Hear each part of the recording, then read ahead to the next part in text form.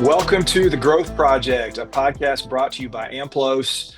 Excited to be here today to welcome Coach Will Muschamp. Will, I remember the first time we connected back in 21, I guess it was. And man, it's been great to build a relationship with you over the years, and just super thankful for you joining us today.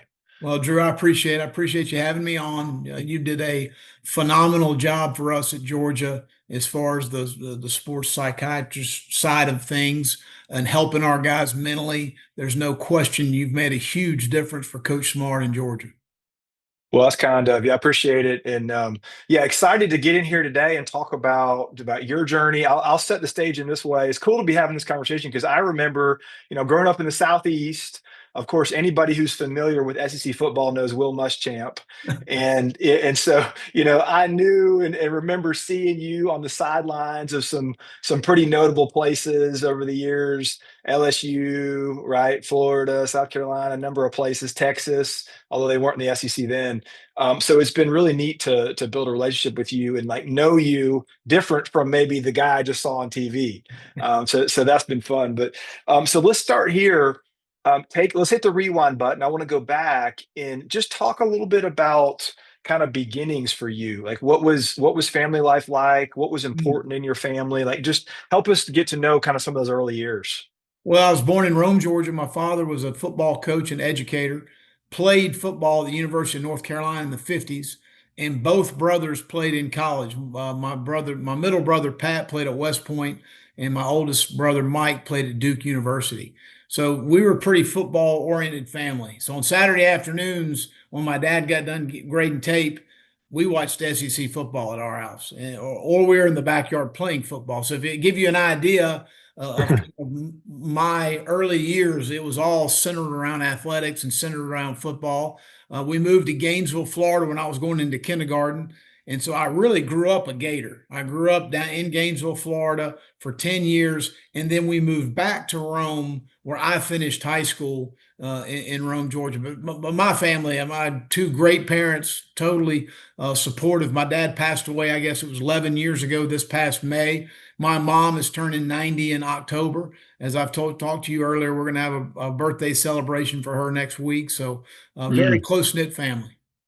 Awesome. So a gator. I don't think I knew that. Yeah. Big gators growing up. And then even when y'all moved back to Rome, did you continue to be kind of a loyal Gator fan? Oh, I was a big Gator fan. A big Gator fan. Charlie Pell and Galen Hall were the head coaches in that 80s run there. And then obviously Coach Spurrier came in the 90s. And I ended up walking on at Georgia. I broke my leg, which is another story. But unfortunately, Coach Spurrier beat us every year I was at Georgia. All right. So the assumption growing, when I hear people say that, hey, my parents are educators, this was like, here's what family life was like. Does that mean that like you had to prioritize school and we made a big deal about academics? Is that what it was like growing up? Yeah, that was at the forefront. My mom she was the office manager of a law firm. Well, she went to Duke University, and so that was important. But probably I would say the forefront was athletics. Okay. That's where we all went back to. And so as long as I did what I was supposed to do academically, for the most part, my parents would handle it. Okay.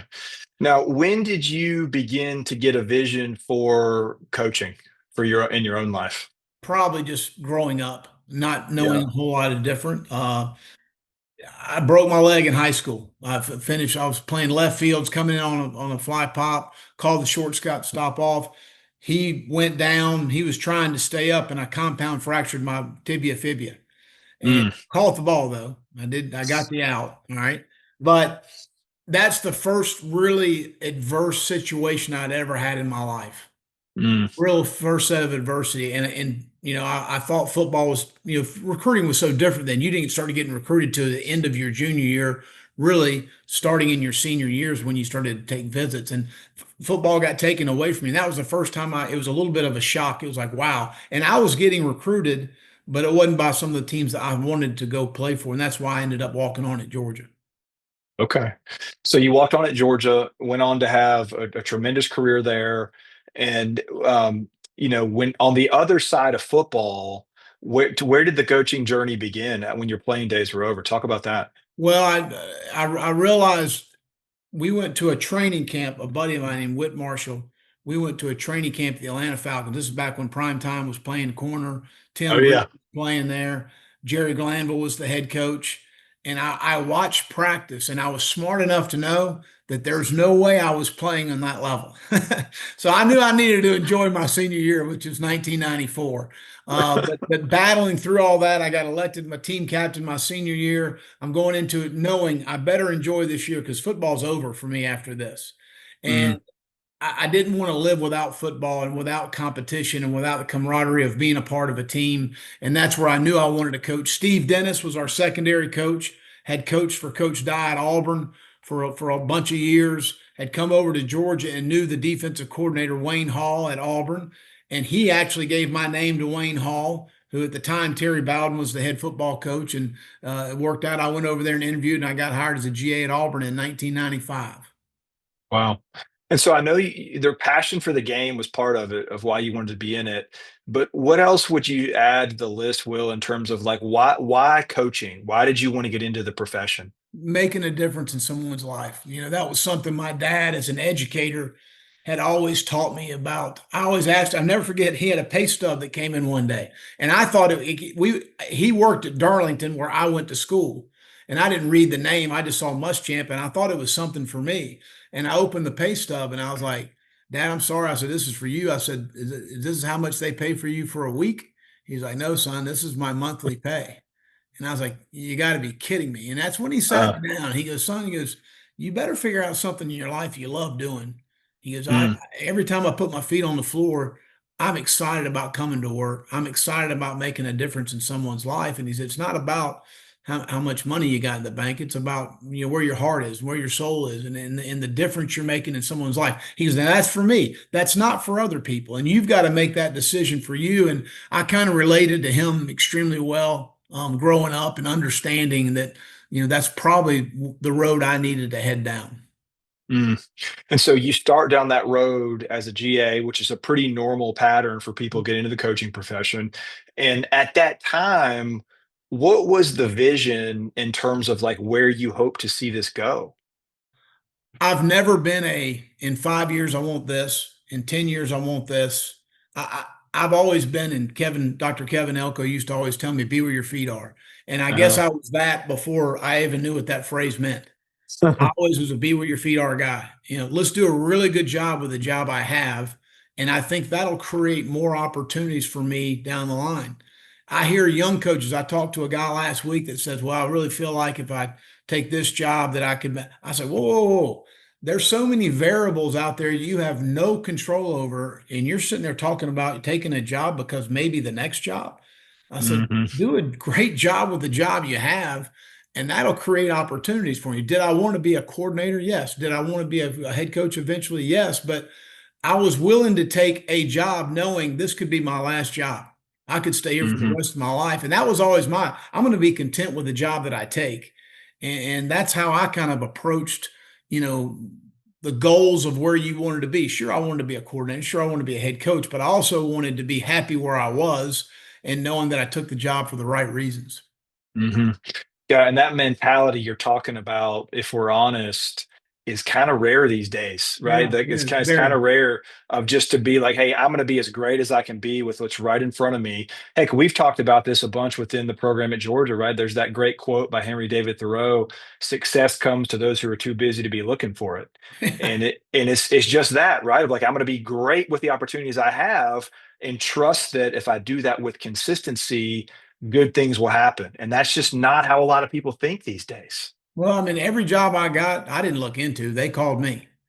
Yeah. And that'll tell you. And unfortunately, I've moved a lot. And two times I had to move. The rest of them were all because I made the decision to move. And I Hmm. really look back at that and tell young coaches that, do a great job with the job you have. That'll create opportunities, not looking for another job or trying to network into another situation. Because really, as a head coach, you don't want that. You want guys that want to be in the job they are. And obviously, do we all have aspirations to continue to improve? Absolutely. And that's great. You want coaches like that, but not always looking for the next opportunity. Yeah. Well, I think it's really cool to hear you talking about that story. And then, meanwhile, I look over your right shoulder and your left shoulder and I see some pretty impressive helmets. So Yeah. I think George is in that, the middle. yeah, that mindset of I'm going to do a great job with what I have, I think has worked out pretty well for you over the years. There's a lot That's to right. be learned in that lesson. Um, okay, so let's talk about this. I've always defined. I mean, coaches do so many things, but I've always felt like one of the fundamental jobs of a coach is to help a person move from point A to point B, right? Development. Mhm. Um, can you talk a little bit about? And I'm sure this has kind of evolved over the years, but when it comes to helping a person do just that, like go from point A to point B, what are some of your kind of like foundational philosophies and principles of how you do that I with think you people, with players? you need to evaluate the person. What can they do? What do they do well? And what do we need to work on to maybe get them in a better situation and another right. Meaning this, if a guy can't cover man to man very well, I think you're making a huge mistake as a coach if trying to call a bunch of man coverage. So let's put guys in situations they can be successful. Number one, that builds confidence in a player because they're doing things they feel comfortable doing. And then you try to address the things they don't do as well on the side to make sure they understand. And I think honest communication is the best thing. All right, these are some Mm, things we've got to address and we've got to handle. But I think you continually try and put a player in a situation where he can be successful at the thing he does well, which builds confidence. And anytime you have a confident player, you got a chance. The guy mhm. has some confidence about what he's trying to do, especially when you're walking out in front of 100,000 people, millions of people watching. The guy better have a little bit of confidence in what he's doing. I can't stand when I hear coaches say, "Well, this is who we are. This is our scheme." Well, you better adjust your scheme to what your players can do. And if you Mm, don't adjust your scheme, then you're going to have a hard time as far mhm. as your players are concerned. And, when we went to the Miami Dolphins, we were a middle field man coverage team at LSU with Coach Saban. And we went to the Miami Dolphins. We struggled covering middle field man coverage in the NFL against some of the guys we were going against. We had a rookie corner, we had an older corner. I mean, there were some things we had to do. We had to make a lot of adjustments schematically as coaches to be successful on that level. And as the year wore on, we ended up winning 6 of our last games because of the adjustments we made defensively. All right, let's go. I want to come back to your timeline here in a second, but let's. You just gave me an example I want to talk about. So when you made that jump from LSU to the Dolphins, what are the biggest differences in the NFL versus what it was like in college from a You coaching hear standpoint? my perception coming in, players make more money than the coaches. They're going to be very difficult to coach. There's nothing further from the truth. If the players believed you could help them become a better player, which is going to extend their career and it's going to help them make more money because it's a business. Let's call it like it is. Hmm. If you're able to do that, they'll run through a wall for you. It was awesome. Now, I don't know that I had the true pro experience because of Jason Taylor, Zach Thomas, Kevin Carter, Sam Madison. We had some true professionals. Vonnie Holiday, Danny Spraggins. We had true professionals. They were veterans. They came to work every day. They came with a notebook and pad every day, taking notes, asking questions because they were true professionals. And as far as differences, the difference is when you went home in the NFL, you didn't have people calling you all night trying to recruit and trying to do all that stuff. That was the huge difference because I went home at night. I didn't know what to do. My phone wasn't ringing. I was like going nuts. I thought I was doing something wrong. But eventually you learn to work through that. But there really wasn't a lot of difference. But, again, we had a special group as far as the type people they were. Mm. Okay, so let's go back to I'm gonna go back on your timeline of you're early in the profession, you're learning a ton. How would you describe how you went about your business as a coach early in your career? Like talk like what are some words that would describe kind of who you were at that stage of your journey? Ready, fire, aim. And that's not always the sequence you want it to work. I've learned, and if I could go back as a young coach and say, man, what have you really taken? Is the coach player relationship's a two-way street. There's got to be some give and take. Now, there are the Mm, non-negotiables, effort, discipline. There's some non-negotiables in there, but I think there's a lot of two-way street of understanding the student. Understand, I mean, coaching is teaching. Teaching is the ability to inspire learning. And I've always believed in that. And so it's your job to identify the student. It's your job to identify the player and what are the strengths, what are the weaknesses, how are we going to communicate? Because they're not all the same. They're all different, thank goodness. Mm-hmm. And, Mm-hmm. and you've got to find the key to the young man and what we can do to create the best version of him every single day. And that's something earlier in my career, I don't know that I was always there with that. Mm. Is that a common trend, Will, and for people earlier in their coaching journey? Do you feel like to maybe be to have less of an understanding of that? I think more coaches, younger coaches, try to be their buddy instead of being their mentor and coach. And Mm. that's the way I've always looked at it. And I probably was totally on the other end of that spectrum. A little bit of the litmus test there of going nuts on a guy. So I've as I've tried to explain to people, I think I've matured in my time. But I Yeah. do think that there's got to be it's a two-way street. You got to give the player a chance to be himself. I go back to our time at Georgia of some of the players we had when you start talking about Malachi Starks, Tyke Smith, Chris Smith, Javon Bullard, Dan Jackson, Kamari Lassiter. I mean, that was like coaching pro ball because of the maturity level of the player. And there was so Hmm. much two-way interaction in our meetings. I would listen to those guys. I'd go to Coach Smart sometimes. Like, Coach, they feel comfortable playing it this way. And Hmm. he's like, but we had a trust with our guys, as you know, those guys I just mentioned, and you're sitting there nodding Yep. your head. You're going, yeah, I know what you're talking about. I mean, it was just a different group. And Yeah. that's why it was probably as much fun as I've ever had coaching in my life because of the people in the room. Yeah, actually, when you were just making that list, with each name, I felt a little more pain in my heart about the fact they're gone. It's like, No doubt. man, I wish you still had some of those guys in the building. All those guys, actually. Whew, what a list. Okay, Unbelievable. so early career Will Muschamp was a little bit less, I guess, kind of thoughtful about the two-way Yeah. street, the give and take, and that's one aspect of you as you progressed through your career that evolved and changed a little bit. It sounds like. No, there's no question. And then I also am curious about this. So, your first time as a head coach, Oh, when, yeah. So let's go back and think about that a little bit. What I always like to ask coaches, what would you say you were least prepared for in your earliest days as your first time as a head coach? I wish I had slowed down a little bit, Mm, and it's kind of like being a young player. mm, Everything is moving so fast. Everything's happening so fast. It's not the ball. It's not the scheme. It's not the recruiting, the evaluation. It's all the other things that come on. I never forget Bill Parcells was calling to recommend a coach when I first went to the University of Florida. And he said, "Well, how are you doing?" I said, "Coach, I'm doing okay." And he said, "Well, have you ever been to New York City?"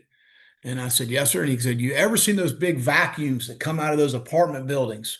That when they're clearing an apartment building out and they're throwing all the trash that's getting sucked in this apartment building in this vacuum, and it goes down to a dumpster down the bottom of the street." And I said, "Yes, sir, I've seen that before." And he goes, "That's your desk now. You know that, right?"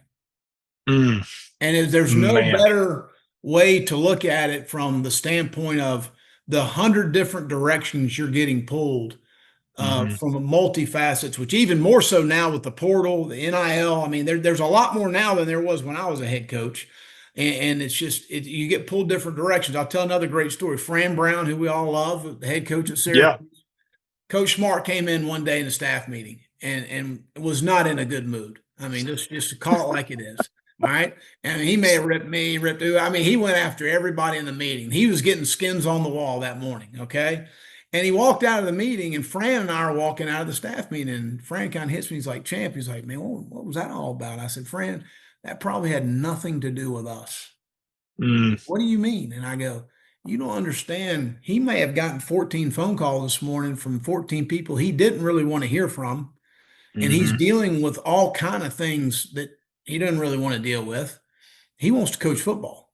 Hmm. And I'll never forget about 2 months into Fran's tenure at Syracuse, he called me. He goes, "Champ, you remember that day that I asked you about what was that all about?" He goes, "Tell Coach Smart I understand." Well, Exactly. I started It was laughing. I like, said, you don't, I said, people think they know, they have no idea. And no. it's just, Yep. there's so many different things and facets and answers and on and on and on. But that would be just the different things that pop up are tough. And what year was that at Florida? Was your first year? 2011. So that was 2011. Yeah, so 14 years ago. And, in 2011, college football, especially the SEC, was plenty complex. There was a million and one thing, but yet today, as you're saying, given the NIL and the portal landscape, just to name a couple, it's entirely different. It's No, entirely different. it's night and day. I mean, it's not even is how guys call offenses or call defenses a head coach now. I have a hard time seeing just the amount of time Mm, that you have to be involved, or at least you've delegated it to somebody else because somebody's got to deal with it. yep. The retaining the retention of your roster, the NIL. I mean, just there's a lot that goes into it. Mm. Okay, so as we're going back and thinking about your time early on as a head coach, the pace of it was tremendous. It was hard, just the sheer volume of what you had to keep up with. What did you enjoy about it most, though? Like, what was the best parts of it? The challenge, the opportunity, the all eyes on you, making the final decision. I enjoyed that responsibility. I enjoyed it, and wish things had turned out differently in both situations. But at the end of the day, embracing that opportunity to be in that role, I enjoyed that. Mm. When you think about some of your like your best memories, and I know there's probably a ton of these, but let's start with like as a head coach. What are some of your best memories that you can recall during your time as a head coach? Wow. I mean, second year at Florida, we unfortunately turned the ball over 6 times in Jacksonville, but we have an opportunity. If USC beats Notre Dame at the end, we're going to play now Alabama for the national championship. And that run there was a lot of fun to be a part of. That year was a lot of fun to be a part of. To Mm, be in that run, to be in that talk conversation there at the end, and knowing that we were close to getting that opportunity.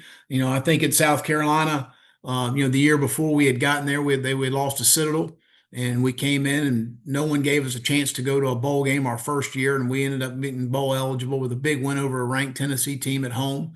Those would be some things that I look back on. But again, I also look at the relationships of people that I still to this day living on Lake Murray, players from South Carolina that come by the lake house, the calls that I get, I got a text from Chris Rainey, one running back at Florida. I got one from him today, a motivational text from him about mm. life, and those sort of things really touch you. You made a difference in someone's life.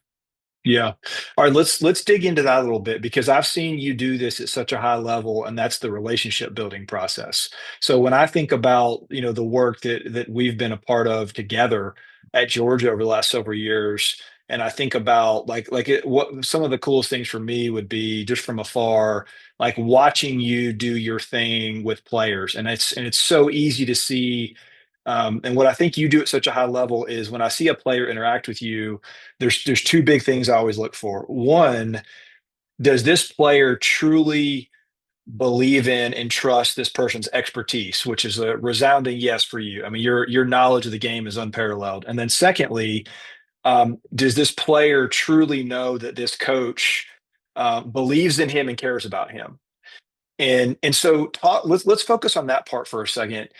Like, can you share some of your thoughts around the relationship building process and how you think about that and what's really driven your success in that area over the years with your players?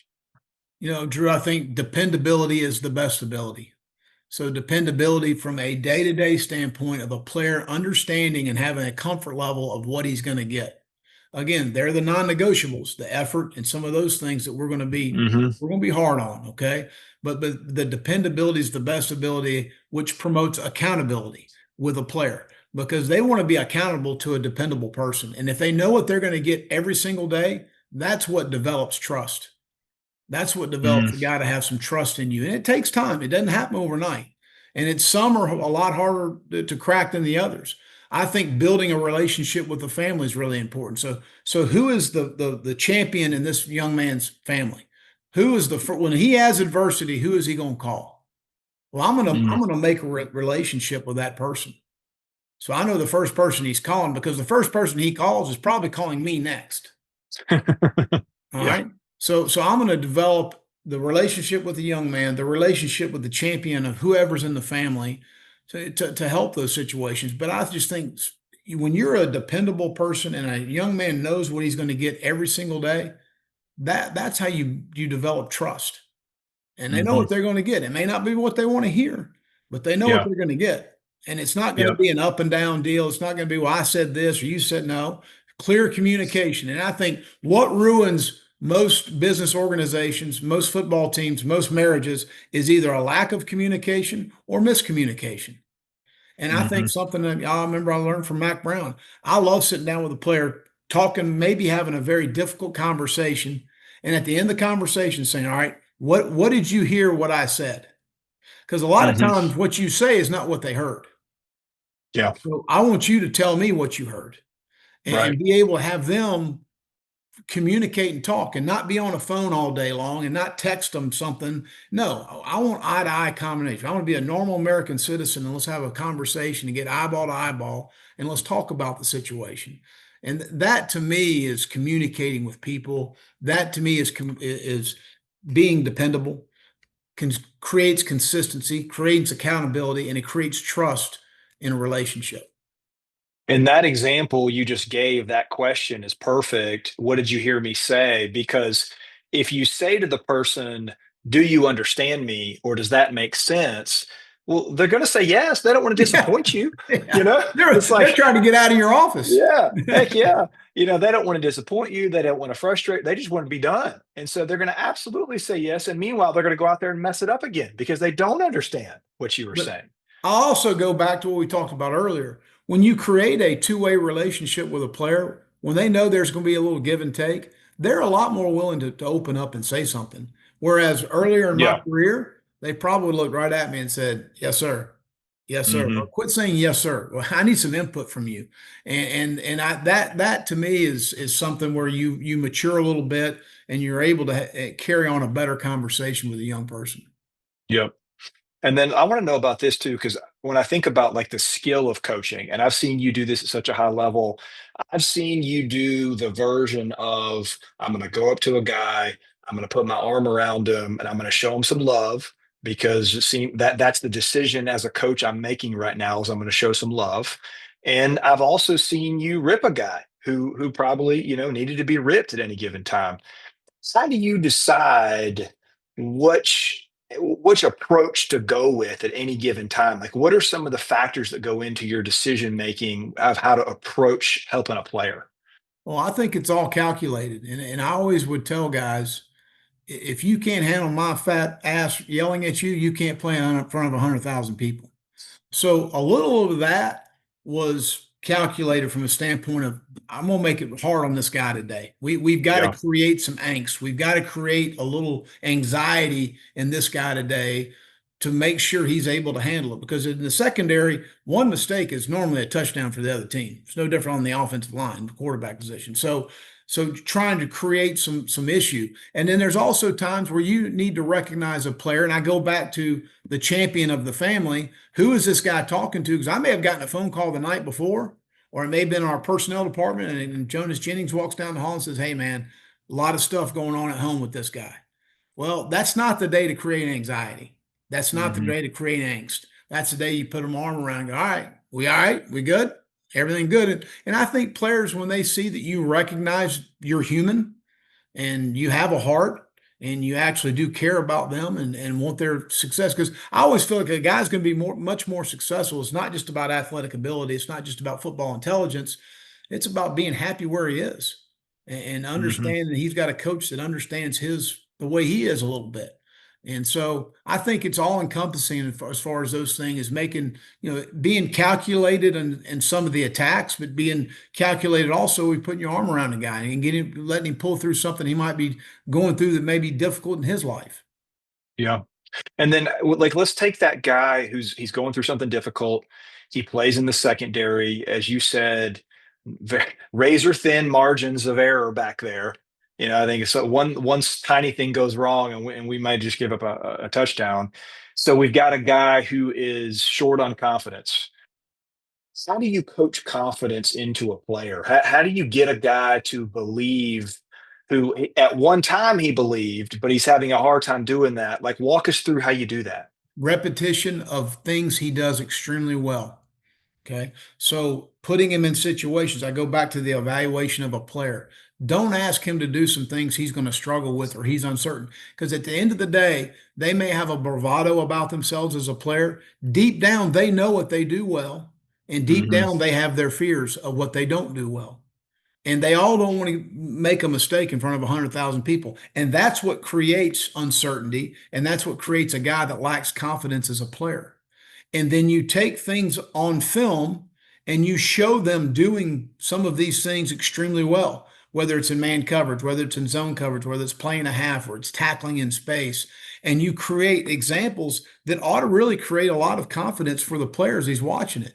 And as I always would tell our guys at Georgia, you're playing against as good or better than you're ever going to play on Saturday.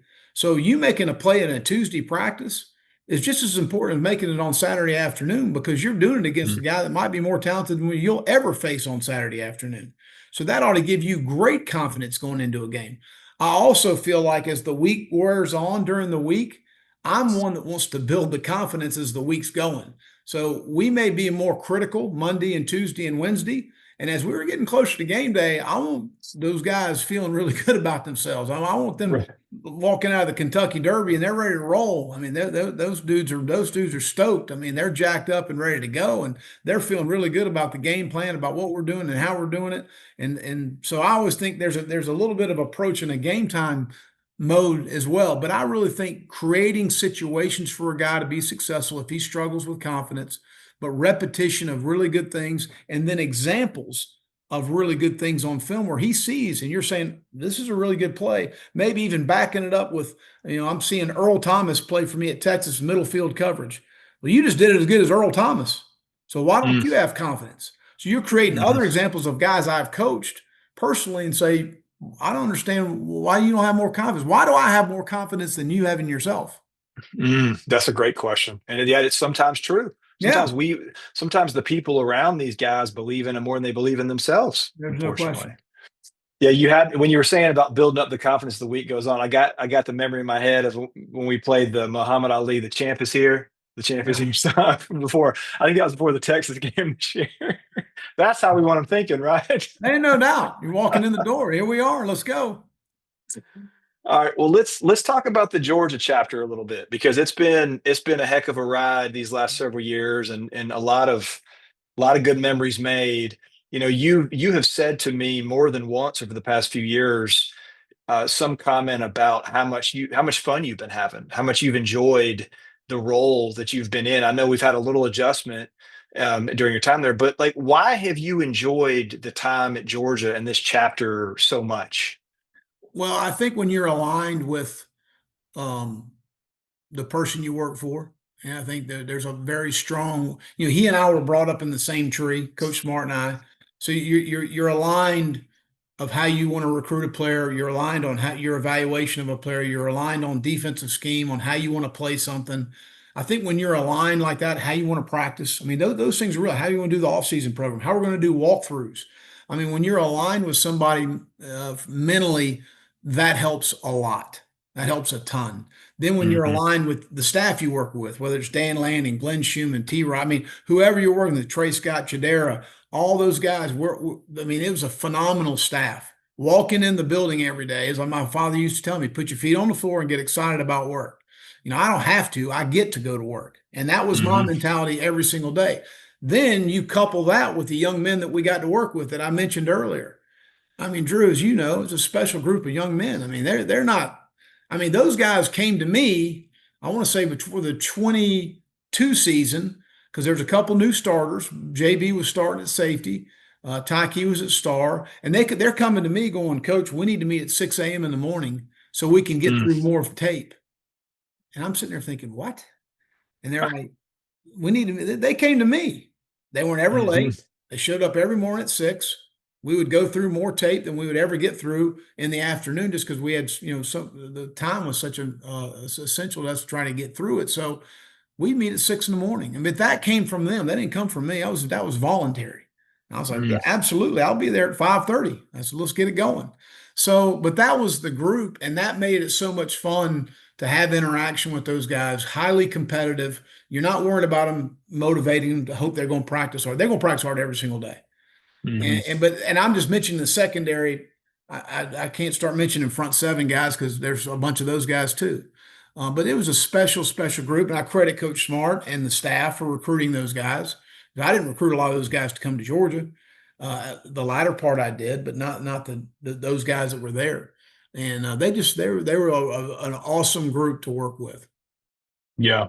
Gosh, and I think about, I mean, on every level, right? They're great football players. They're great humans, and so I think getting the staff included. I mean, everybody we're talking about.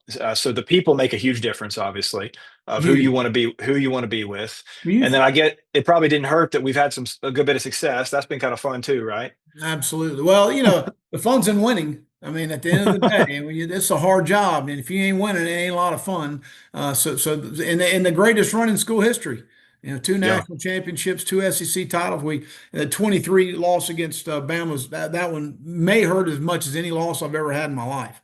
We Mm. didn't play very well in the secondary in that game. That one's tough. But at the end of the day, you are so right, because this is not a 9 to 5 job. I mean, we're in there at 5:30 in the morning. We're walking out of there during the season on Sunday, Mondays, and Tuesdays after midnight, working, trying to get things ready, prepared for the next day, prepared for our players in the morning.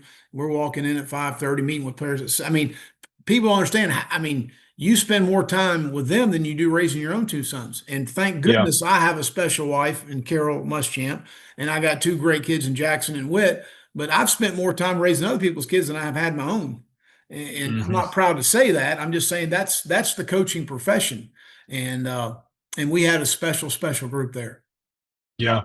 Yeah, and that is the demand of the profession that people are in. And I think, I mean, that's probably a whole nother line of conversation about like where do you see this going, right? I mean, given the way the game and the landscape has changed, are these careers going to be 10 years shorter than they would be otherwise? Are they going to be? I mean, what do you think?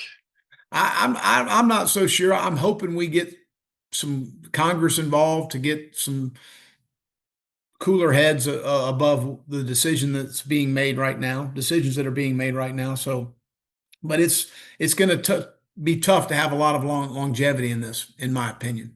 Yeah, yeah, for good reason.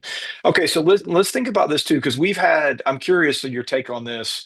We've had a ton of success in Georgia over the last few years. Grateful for that. The only way we measure success is not in trophies, obviously. What does that word mean to you? How do you define the word success? Well, as a competitor, I would say the first thing that I define as success is winning. Uh-huh.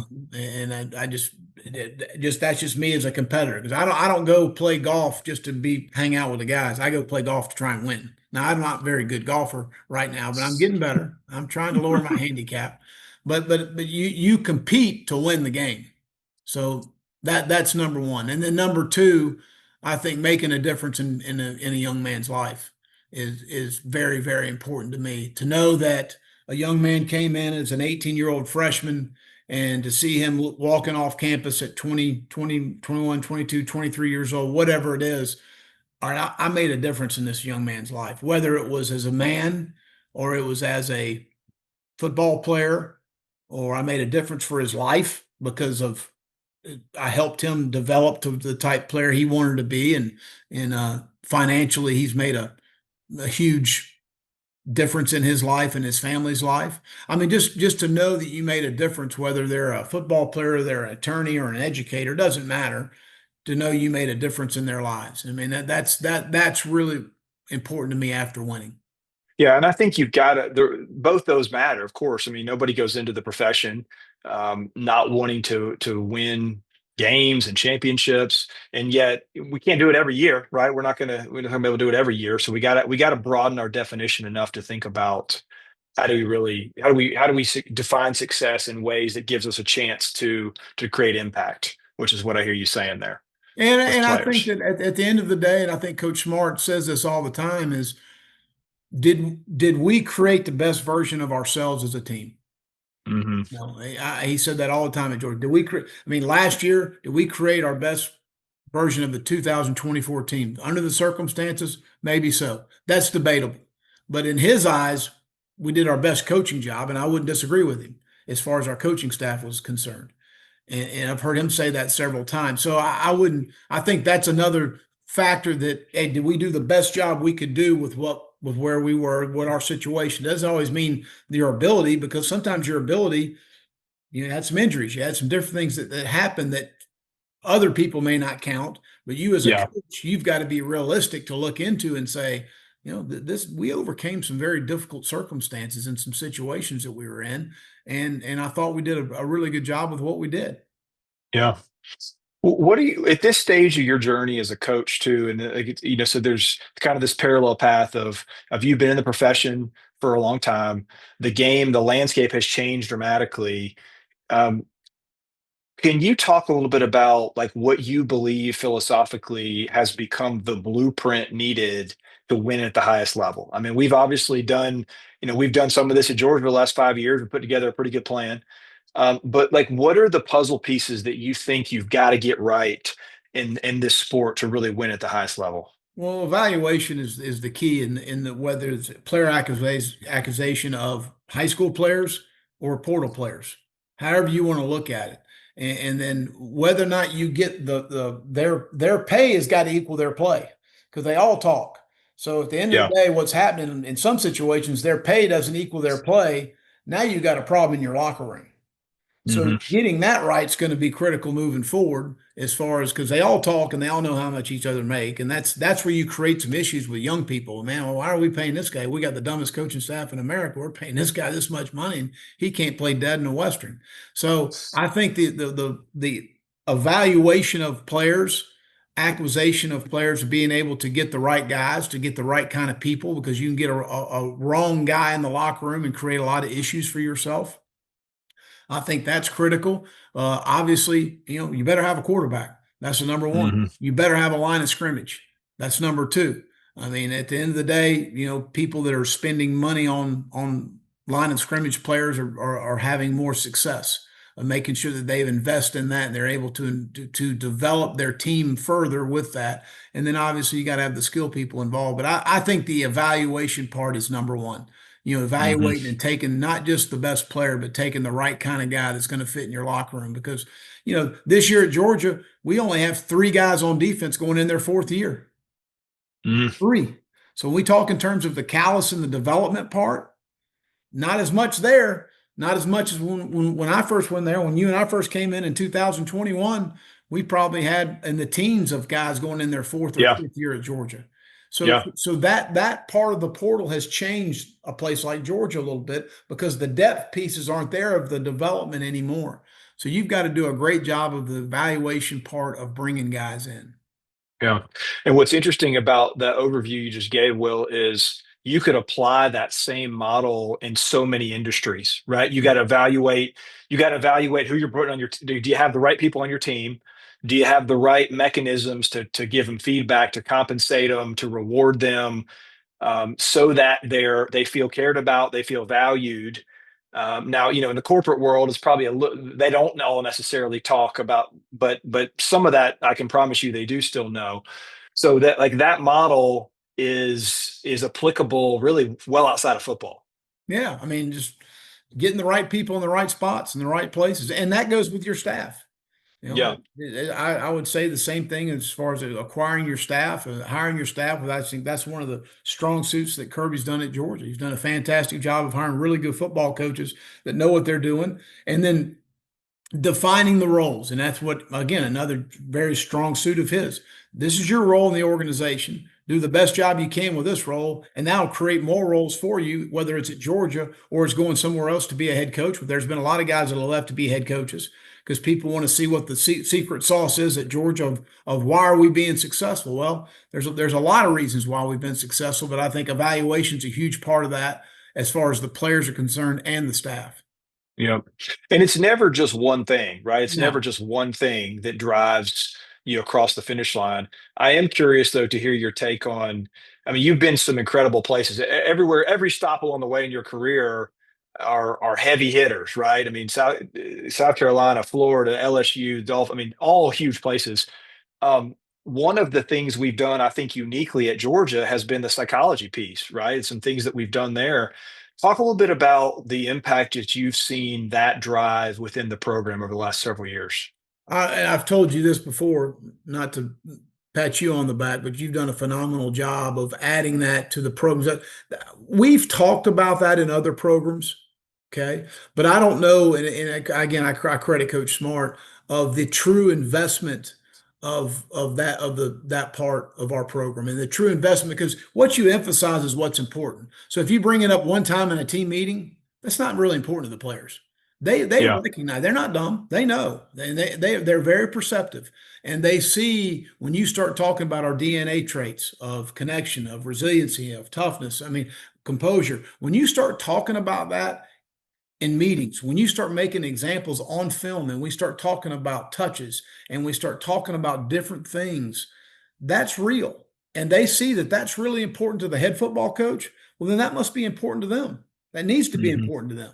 And when you make those examples week in, week out, day after day after day, and they have you come in and speak, and we have players get up in front of the entire football team, which is a daunting task for a young man to have to get Hmm. up in front of 130, 40 people and start talking about his why in life. I mean, that's connection. That's real. But it's something that is not just talked about. It's practiced. It's practiced every single day in that organization. There is no question. It's made a huge difference in our football team, in my opinion.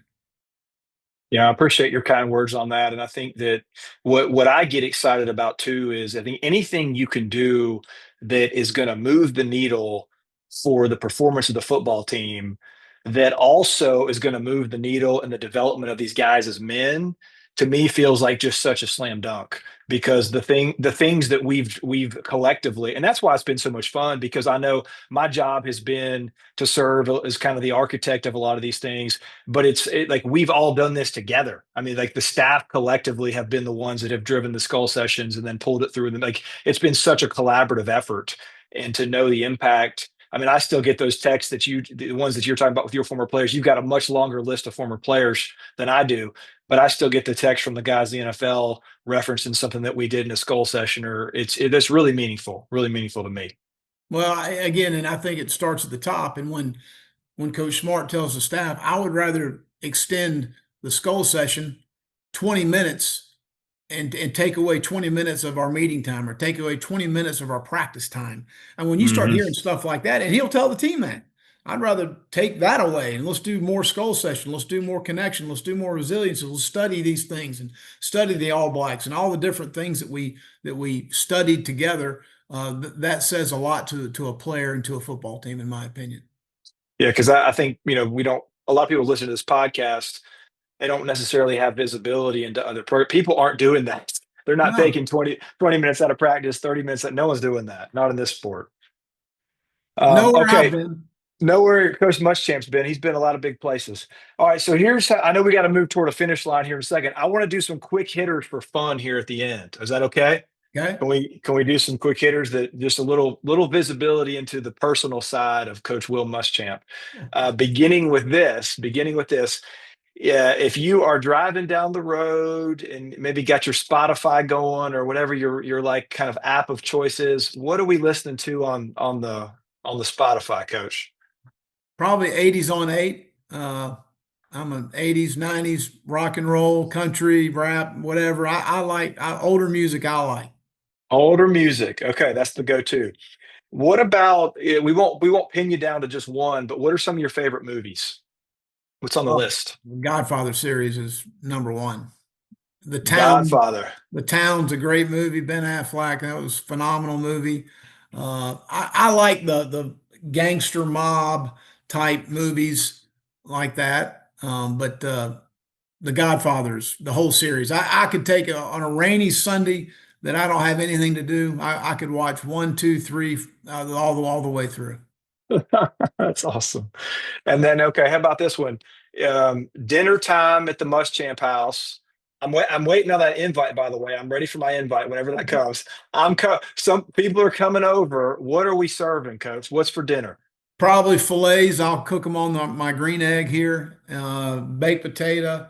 Uh, Secret salad. I can't explain what we do with that, but that's really good, and I make that too. And enjoy. We love being on the lake. Carol and Jackson Witt and I. If you held a gun to the Muschamp family's head, we would be on the lake, enjoying the lake, enjoying being on the water.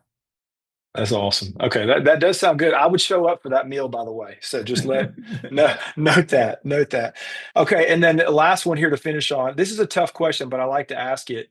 If you could imagine a world where you had done something else, like you hadn't coached, you had done something different professionally, what would you have done? I'll probably be a teacher. You Okay. know, growing up with my dad and seeing again making a difference in people's lives and knowing you touch people's lives. And after I picked up his pay stub that day and he realized I realized how important that was to him, and I knew how much I was like him. That I probably would. That's what I'd be. Awesome. All right. Well, hey, I can't thank you enough for this conversation. And then also just, the envy that I always have for coaches is to think about the number of lives that you have touched over the course of your career. And the number of people you've impacted who will then go on to impact so many more people. Like I think one of the biggest gifts and privileges of being a coach is you hopefully you choose a profession that has a high what I call a high potential to create ripple effects, and like you've done that in such a profound way of the players' lives that you've touched who are now affecting others. So I just commend you and thank you for that in your service to the profession. Well, I appreciate Drew. I appreciate the difference you've made at University of Georgia, and obviously for Coach Smart, and then personally for me. I mean, just the different leadership tools and teamwork tools and things that you've given me to help become a better coach. It's been pretty awesome. Well, it's kind of you. Well, thank you for joining us. And yeah, just wish you the best with everything going forward. All right.